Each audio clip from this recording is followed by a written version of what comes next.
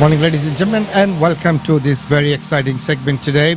Our early morning news today, and we'll look at some of the events and functions happening as well towards the end. And right now, let's go to the news for today. The first, which is everyone's talking about, is the minimum wage rise. Let's take a look at that report. The biggest wage decision in decades had its own countdown and theme tune. Good morning.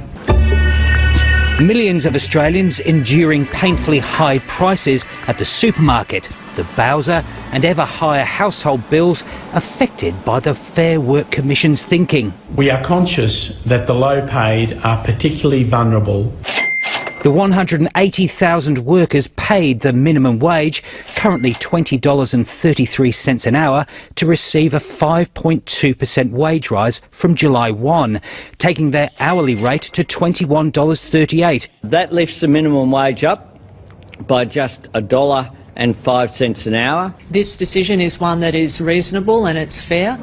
Those paid slightly above the minimum wage, including some workers in aged care, disability support and home care, will also receive a 5.2% increase to their take-home pay. These people are the people who've kept our economy and our society going through 2 hard years. This will add $7.9 billion in costs to the affected businesses. Another 1.6 million workers on awards pegged to the minimum wage will receive a 4.6% wage rise from July. But not all of them. Workers in tourism, hospitality and aviation won't receive higher pay until October. The Commission saying these sectors are yet to recover from the pandemic. We acknowledge that the increases we have determined will mean a real wage cut for some award-reliant employees. That's because inflation, or the cost of living, is currently 5.1% and growing. By the end of the year, inflation will get to close to 7%. And for people like Hayden Walsh, who works in a Sydney bookshop, that means only paying ahead, even with a wage rise. 4.6% is not a wage increase for me. That's actually a real wage cut. I'm really worried about the cost of living going up, and my power bills are going up, my rent is going up. I want my wages to go up. And there's the rub, at least politically. While Anthony Albanese's election demand for the lowest pay to get a wage rise that matches inflation is vindicated, most workers will continue to go backwards. And with interest rates, petrol and power prices only to get higher, vanquishing cost of living pressures may prove elusive. Andrew Probyn, ABC News, Canberra. Yes, with everything going up, cost of living will be higher, and of course the cost of running a business will be higher as well. Well, right now, let's look at the other news, which is the electricity market. So what's happening there? We've had power cuts which we've never had before. Daniel Westerman, thanks very much for coming in. The average person doesn't know what suspending the spot market for wholesale electricity means. Can you please briefly explain what that actually is? Of course. So we've taken the decision today to suspend the national electricity market, and that's the market that provides electricity to Australian consumers from Queensland down to Tasmania and across into South Australia. The wholesale market is a bit that where generators supply electricity in to meet the demands of Australian consumers, and that market has not been working over the past couple of days. What we've seen is, as AEMO, we're the system and market operator, in fact just this morning, we were having to direct on 5,000 megawatts of generation plant that's about 20% of demand for the east coast of Australia, just to meet Australia's electricity needs, and directing plant on rather than having it run through the normal market mechanisms and systems and tools just created a very unstable situation for us as the market and system operator. So today's decision is not for is really for us about operating a stable, secure system and having visibility for the availability of generation both in the near term and the next few days. Does this move mean that people on the eastern seaboard now don't have to worry about blackouts and so on? There's two elements to the answer to that question, Lee. The first, in the longer term, so in the next few days, what we'll see is a removal of these somewhat artificial notices of blackouts, what's called a lack of reserve, so an inability of generators to meet the demands of Australian consumers, because we'll get better visibility of what generators are available and when. But right now, we do face tight market conditions in New South Wales, and we are asking consumers to conserve energy where it's safe to do so, both tonight and for tomorrow evening during the evening peak. And so that just means things like, hopefully your viewers can postpone putting on the dishwasher until after dark, postpone putting on the washing machine until again after dark, and just before they go to bed. Has this ever been done before? This is the first time we've suspended the market for the national electricity market, which excludes Western Australia and Northern Territory. And the reason we're doing that is to get real operational control and visibility, because we just didn't have it, Lee. People might feel a bit like we've just had an election campaign, we didn't hear very much about this at all during that, and then suddenly this has come about. What has caused this crisis to suddenly appear, or indeed is it sudden? Look, there's been a number of factors that have led us to the position that we're in, including higher international coal and gas prices that have flowed through into domestic markets. In the national electricity market, we've had a number of generators have both planned and unplanned outages, so they're just not providing electricity. Most recently, we've had a number of generators that just aren't there when we need it, so these unplanned outages. But what we've done today is actually a result of that 5,000 megawatts of generation that was outside of the normal process and was forcing us to use tools and systems that are not robust to manage the real-time operations of the electricity grid, which is an incredibly complicated system. Daniel Westerman, thank you very much. So there you are, electricity cut right here in Australia. Well, who would have thought that we would be taking this sort of measures? So when we look at the way it's been phasing out, meaning the coal power stations, so have we done the right thing? Are we ready to phase them out? Do we have other alternative sources all ready to kick in? Unlike other states, Western Australia's carbon emissions have been going up. Sustainability professor Peter Newman's among a group of 20 academics who say they've had enough. We have to take climate seriously. The group's written to every WA parliamentarian this week, urging them to hold the McGowan government to account on greenhouse gas emissions. With new fossil fuel-based projects, we are contributing to the problem persisting and becoming something that we will leave to future generations to handle. And that's not fair. The group welcomes the announcement of the closure of state-owned coal-fired power plants as of October 2029. But say they're only part of the problem. Those power plants, their emissions are less, for example, than the 4 alumina refineries that we have in the state, and far less than the LNG production facilities that we have in the state. Last year, the LNG industry in WA emitted 18.2 million tonnes of CO2 equivalent. In comparison, WA's coal-fired power stations were responsible for a third of that. Their letter to MPs claims the Labour government is too close to the LNG industry, allowing it to expand without adequately curbing emissions. The group's calling for an independent review of the current regulations limiting emissions and a new Climate Integrity Act, which includes an emissions target for 2030 and a register that documents meetings between ministers, corporations and lobbyists. Energy Minister Bill Johnston says he hasn't seen the letter but stands by the government's support of the gas sector. I know that there are some people who don't support our LNG export industry, but it provides thousands of jobs and is the core of our energy sector here in Western Australia. The state government doesn't intend to commission any new gas-fired power stations beyond 2030. Claire Moody, ABC. So there you are, the energy crisis, the climate change, and of course looking after the environment. All these high-ticket items, I think the key lies in finding a happy median or finding a balance. Believe it or not, we now have to have the power. The consumption is all-time high. Of course, there are alternative methods being discovered. But believe me, if time will only tell that there might be side effects and, other consequences as such as well, which we might not know. So as looking at the coal and electricity generation in the way that we consume today, when they were originally set out, no one thought of all of this at that time. So same as other forms of energy that we are using now, who knows what it might hold for us in the future?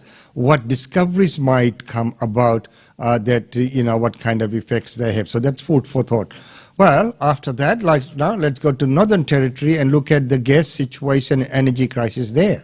The East Coast in fear. A long, cold winter could be spent in the dark. There are growing concerns over possible power outages. The energy crisis continues to plague tonight, how to prepare so that your household keeps running when the power isn't. But in the Northern Territory, things are looking a little brighter. In the Territory, we are protected because we have a long-term gas contract. A 25-year agreement between the NT government and a major gas company signed back in 2006 means the Territory's power supply is secure. It's been criticised in the past because we are actually buying more gas than we actually need, but on the other hand, it actually secures the Territory under that gas contract. The government says power will continue to flow into homes and it won't be at the high prices seen around the world. In the Northern Territory, because we have government-owned assets, Territorians won't see significant increases to their power. We have said that any price increase will be at CPI at 2.7%. While the Territory's power supply is secure for now, experts are encouraging the government to look further ahead, calling for the introduction of a formal gas reserve, where gas companies would be required to keep some aside for the local grid. Experts say now is the time, given the government is trying to get major gas projects off the ground in the Beetaloo Basin, but the government says it's still too early in the exploration phase.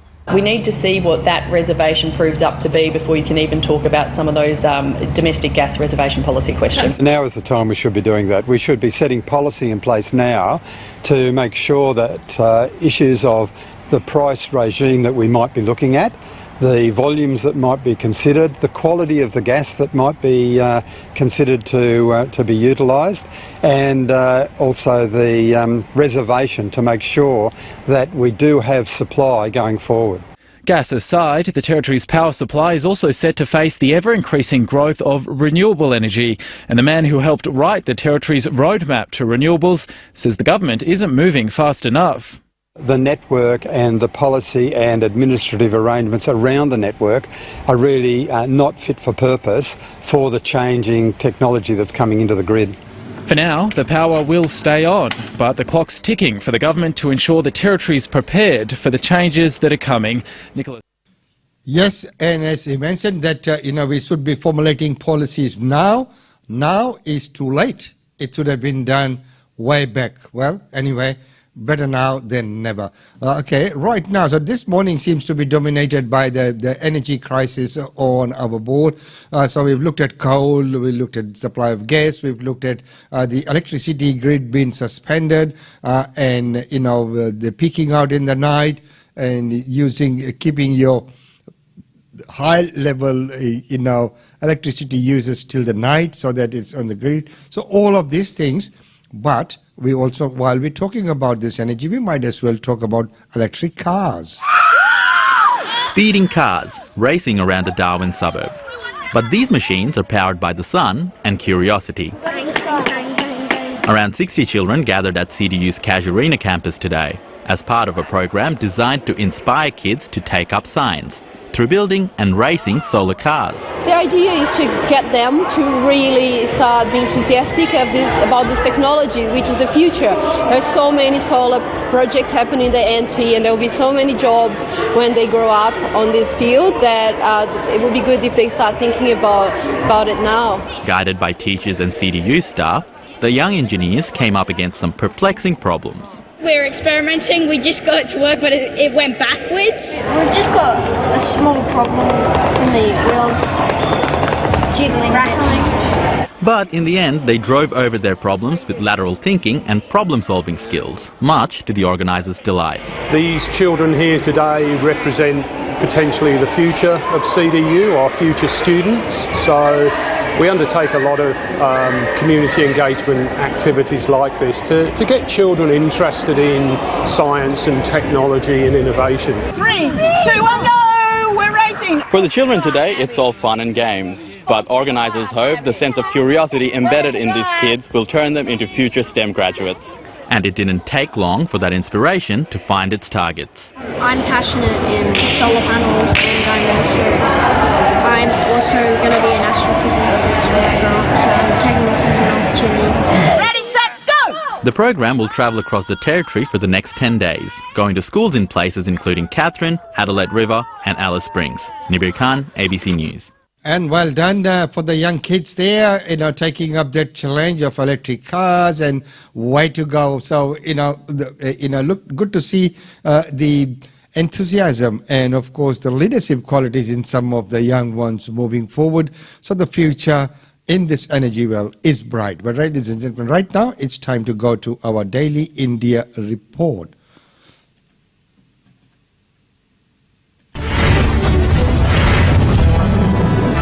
Welcome to the Daily India Report that brings you reports, interviews, features and more on India and the Indian diaspora. The first meeting of the India, Israel, US and UAE Leaders Summit will take place next month during President Biden's in-person visit to Israel. The US President will be in West Asia from July 13 to July 16 with stops in Israel, the West Bank and Saudi Arabia. The new grouping of the 4 countries is known as I2U2, with I standing for India, Israel and U for US and UAE. The grouping is also referred to as the West Asian Quad. So far, the I2U2 has met only at the foreign ministers level. The first meeting took place during the visit of Indian Minister of External Affairs, Dr. S. Jaishankar, to Israel in October 2021. During that visit, UAE Foreign Minister Sheikh Abdullah bin Zayed and US Secretary of State Antony Blinken joined virtually, while Israeli Foreign Minister Yair Lapid and Indian Foreign Minister were together in person. One of the key focus areas of the grouping has been issues like trade, climate and maritime security. Spanish Prime Minister José Manuel Álvarez Bueno will meet Indian External Affairs Minister Dr. S. Jaishankar to provide impetus to both bilateral ties and regional issues. Spanish Foreign Minister José Manuel Álvarez Bueno will visit India on June 15th with a focus on deepening bilateral cooperation in a range of areas including trade, defence, climate change, science and innovation. Álvarez is scheduled to hold extensive talks with Minister Jaishankar. The Ukraine crisis will also be part of their agenda. Meanwhile, in January 2022, Union Cabinet chaired by Prime Minister Narendra Modi approved the signing of an agreement between India and Spain on cooperation and mutual assistance in customs matters. The agreement would provide a legal framework for sharing information between the customs authorities of the 2 countries and help in the proper administering of customs laws in detection and investigation of customs offences and the facilitating of legitimate trade.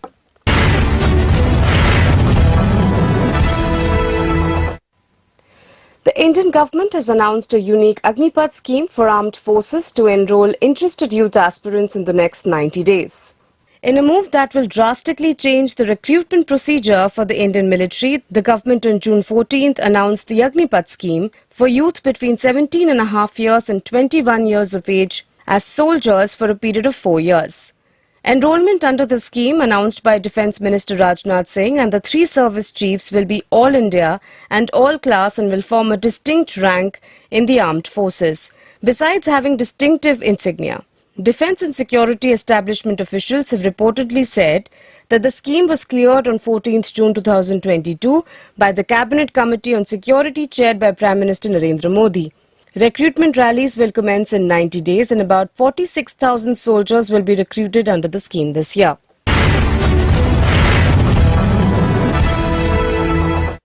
On the occasion of International Museum Day, G. Kishan Reddy, the Union Minister for Culture, Tourism and Development of the Northeastern region, inaugurated exhibitions of 2 new galleries at the National Gallery of Modern Art in New Delhi.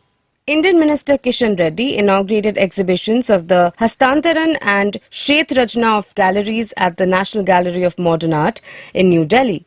The Ministry of Culture also unveiled 2 initiatives: the announcement of the Museum Hackathon, where the government will seek the brightest minds in the country to create unique solutions to museum-centric problem statements, and the launch of the Museums of India mobile app that will aim to erase the physical and geographical boundaries of museums by granting access to 750 digitized objects from 8 national museums across the country. The Indian Vice President M. Venkaiah Naidu on June 14th emphasized the need to increase awareness among the people about the importance of eye health and called for media campaigns across the country. The Vice President said that there should be more outreach in eye health in the country and asked the media to begin with campaigns in local languages. Recognizing that there exists a huge scope to curtail preventable blindness in rural India, he called for equipping the primary health centres in villages with primary eye care facilities. He also urged private hospitals to complement the government efforts by opening satellite centres of their facilities in rural areas. 4 holy Kapilvastu relics of Lord Buddha have arrived in the Mongolian capital, Ulaanbaatar, on June 13th for an 11-day exposition.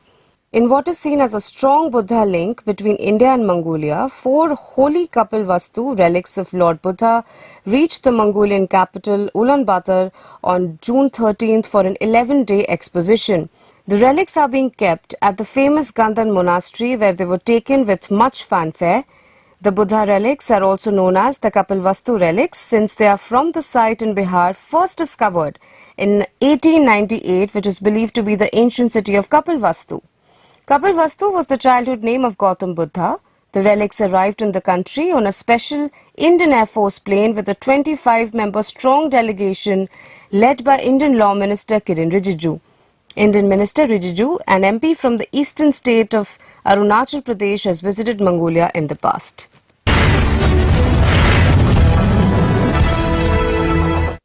In a historic announcement and a boon for the youth, Indian Prime Minister Narendra Modi has promised 1 million government jobs in the next 18 months in various departments and ministries.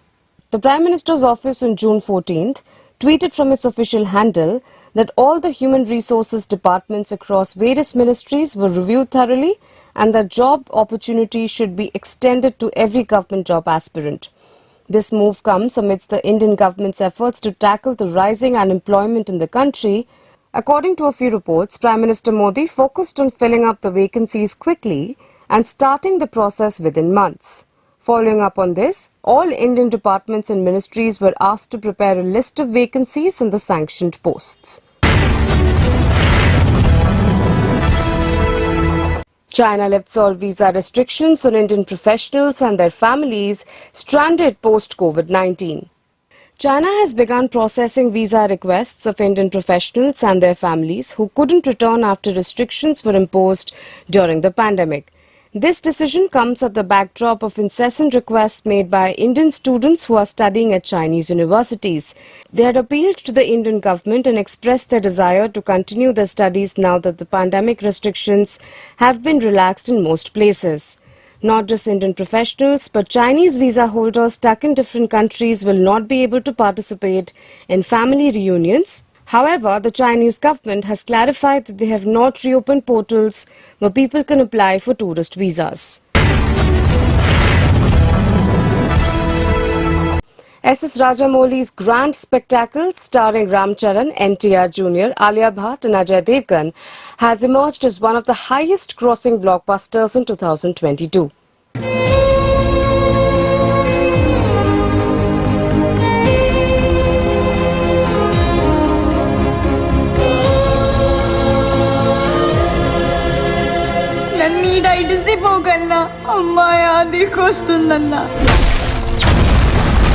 RRR opened to packed theatres in March 2022 and has crossed over 1,200 crore rupees at the global box office. The magnum opus has found immense success in the USA.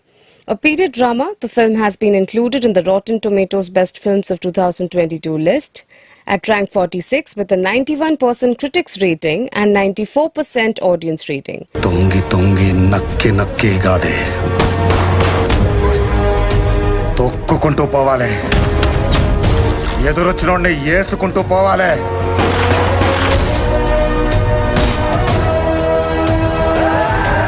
చాలా ప్రమాదం. ప్రాణాలు పోతాయిరా. The film is almost on par with Avengers Endgame, which has 94% in critics ratings and 90% in audience ratings. RRR chronicles the fictional tale of two legendary revolutionaries and their fight against the British colonialists in the 1920s. ఆనందంగా ఇచ్చేస్తాను బాబాయ్.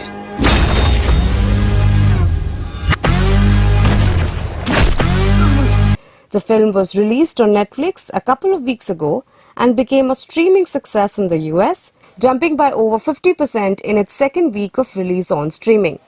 ఈ నక్కల వేట ఎంతసేపు కుంభస్థలాన్ని బద్దలు కొడతాం పదా.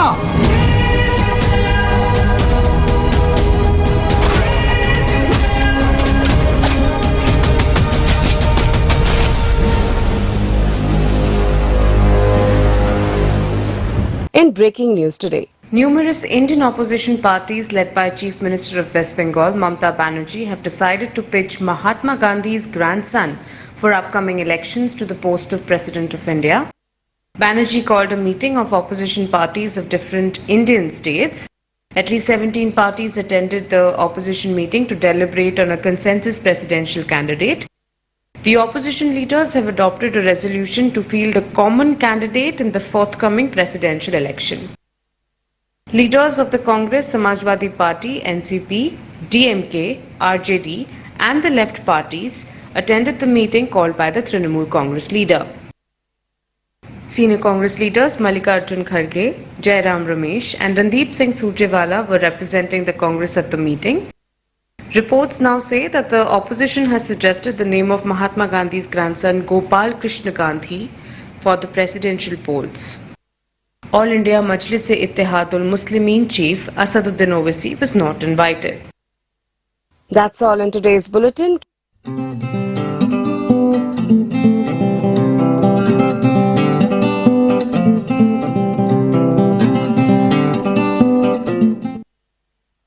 And thank you very much for that daily update from India, and it's good to see that things are back on tracks and lot of things are happening there. Well, right now, before we finish off for today, we'll take a very quick look at functions and events taking place right here.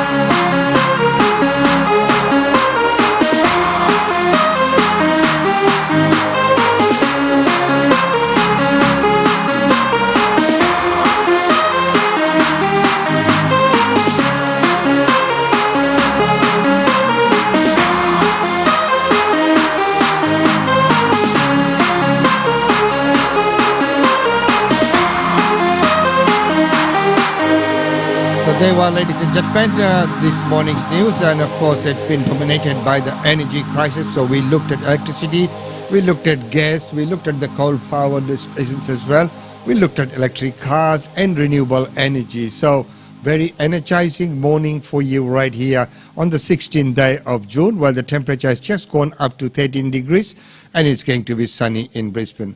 Until tomorrow is goodbye from us, but we'll be bringing to you some very special interviews very soon. And tomorrow or later today, we might be talking to Sanjeev from Divya Jyoti Jagriti Sansthan on the upcoming Yoga Day. Until then, it's goodbye from us.